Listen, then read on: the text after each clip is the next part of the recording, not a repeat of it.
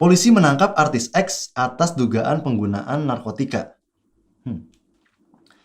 Anak konglomerat Y dipidana penjara 2 tahun karena menjadi pengedar sabu-sabu. Jumlah pengguna zat psikotropika terus meningkat. Sekitar 15.000 jiwa melayang sia-sia setiap tahunnya. Duh, serem banget ya berita pagi-pagi gini ya.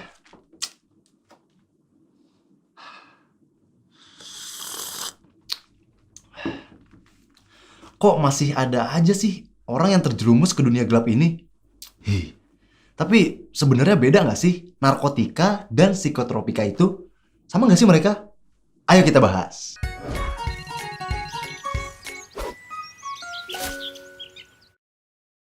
Narkotika, psikotropika, dan satu lagi nih, zat adiktif, sering disebut dengan istilah nafza. Tapi ketiganya ini sedikit berbeda.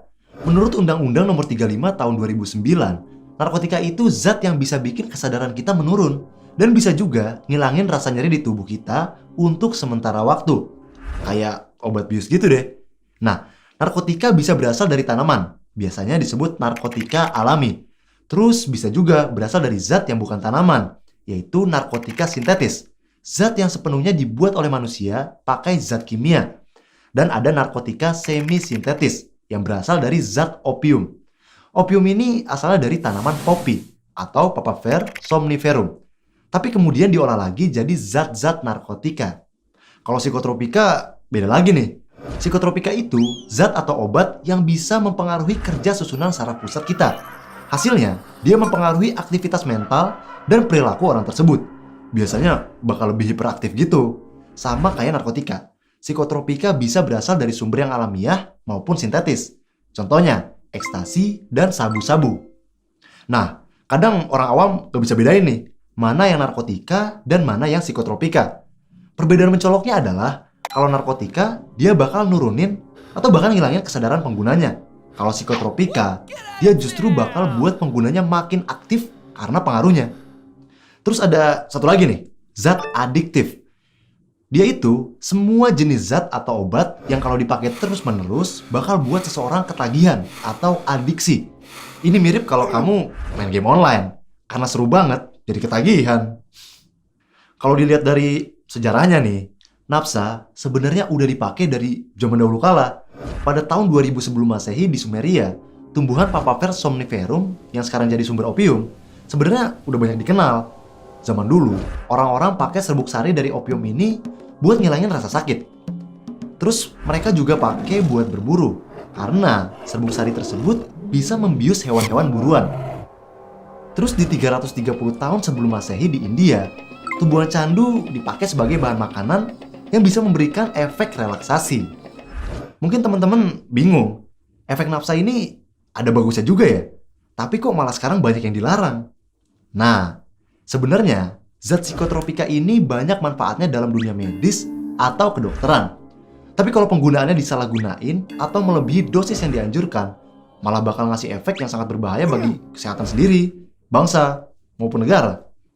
Nah, berdasarkan efek yang dihasilkan, zat-zat nafsa bisa dibagi ke dalam 3 golongan, yaitu stimulan, depresan, dan halusinogen. Yang pertama, golongan stimulan. Sesuai namanya, zat ini menyebabkan organ tubuh kayak otak dan jantung terangsang untuk bekerja lebih cepat. Gimana sih sebenarnya zat stimulan ini bekerja? Jadi, waktu tubuh ngerasa capek, misalnya kamu habis lari maraton atau habis nyangkul di sawah, tubuh kamu bakal ngasilin zat adenosin. Nah, kalau reseptor di otak kita ketemu sama adenosin, otak kita bakal tahu kalau kita lagi capek dan bakal nyuruh kita buat istirahat. Kalau capek enaknya kan istirahat ya.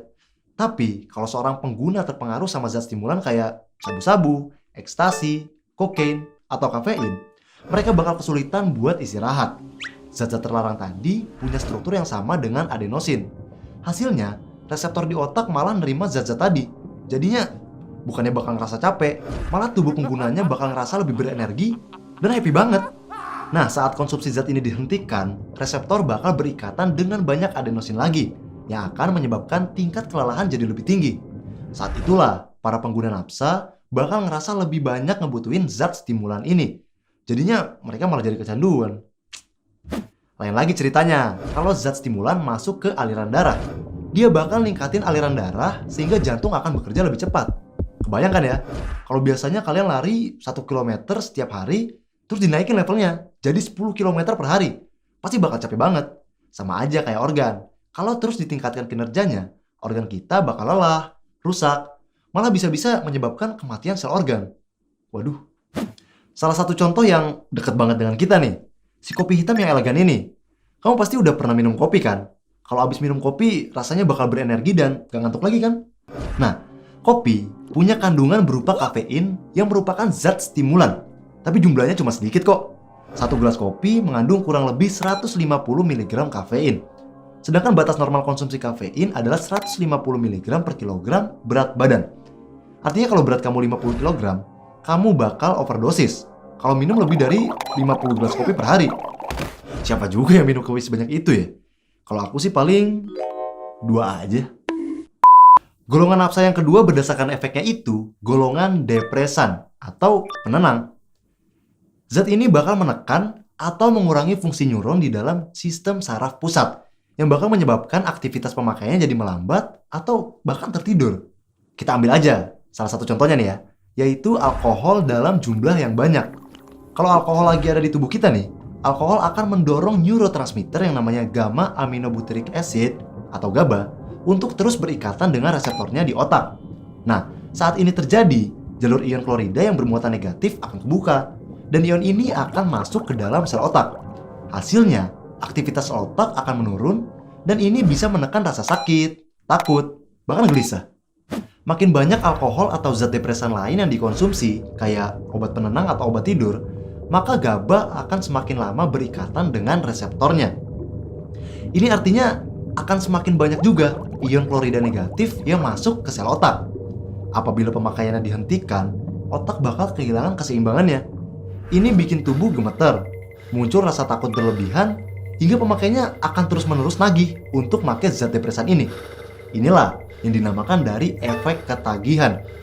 Tapi penggunaan dalam jangka panjang akan membuat ion klorida negatif ini malah menjadi racun dan akhirnya terjadilah kerusakan otak, penurunan kerja jantung, dan juga sistem gangguan pernapasan, koma, bahkan kematian. Nah, masih ada satu lagi nih, efek nafsa yang terakhir, yaitu halusinogen. Kamu pernah nggak lihat singa bersayap, hinggap di pelangi? Bagi orang yang normal, hal itu nggak mungkin ada. Tapi, bagi orang yang udah kena efek halusinogen, hal yang tadi itu bisa aja jadi nyata menurut dia. Untuk lebih detailnya, kita ambil salah satu contoh zat halusinogen, yaitu jamur kotoran sapi, atau Paneolus cyanescens. Disebut jamur kotoran sapi karena jamur ini memang tumbuh di kotoran sapi. Jamur ini mengandung senyawa psilocybin. Saat kalian ngerasain suatu hal yang sangat menyenangkan, kayak jatuh cinta, sel otak akan lebih banyak memproduksi serotonin, yaitu neurotransmitter yang berperan mengatur rasa senang dan emosi. Psilocybin memiliki struktur yang sama dengan serotonin.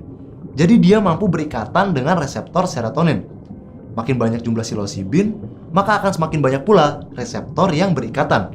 Akibatnya, timbul rasa senang yang berkepanjangan.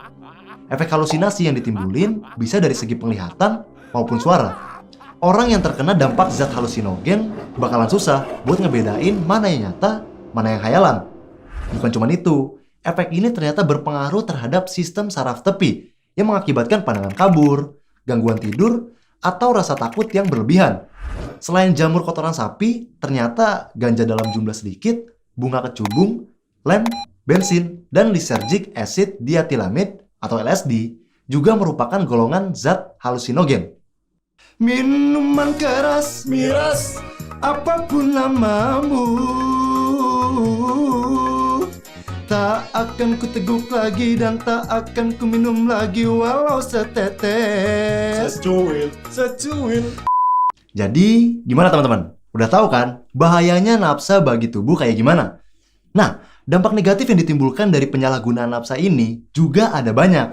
Dari sisi psikologis, pengguna narkoba biasanya akan menjadi lebih emosional dan temperamental. Hal ini terjadi dikarenakan terganggunya sistem neurotransmitter pada susunan saraf pusat. Nafsa bakal mengubah perasaan, mood, atau emosi penggunanya dengan drastis.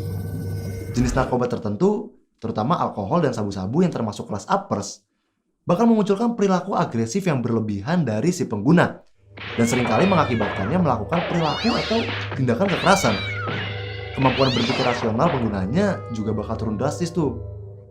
Selain psikologis, nafsa juga menyebabkan gangguan fisik pada tubuh kamu yang disebut gangguan fisioneurologik. Dia bisa mempercepat atau malah memperlambat denyut nadi, jantung dan paru-paru, yang ujung-ujungnya bisa menyebabkan kematian. Uniknya, kalau kamu pernah kecanduan tapi tiba-tiba berhenti, gangguan fisioneurologik bakal tetap ada. Biasanya, rasa sakit akan menyelimuti sekujur tubuh. Kayak flu berat gitu deh. Nah, ada juga nih dampak ekonominya. Bisa nebak gak? Dia itu bikin kantong kita jebol karena ngabisin banyak banget uang.